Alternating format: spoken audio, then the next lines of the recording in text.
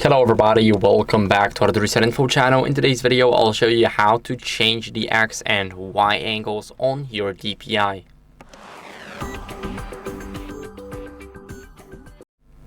So first, what you guys want to do is go over and open the mouse settings right here. What are we going to do next is we're going to go to DPI, and here, as you guys can see, the X and Y are locked. So what are we going to do is we're going to click on this button right here in the middle.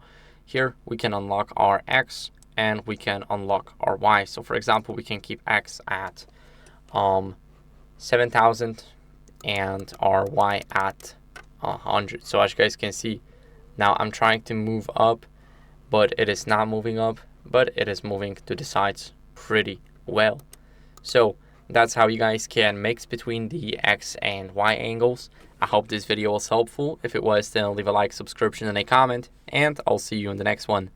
Bye.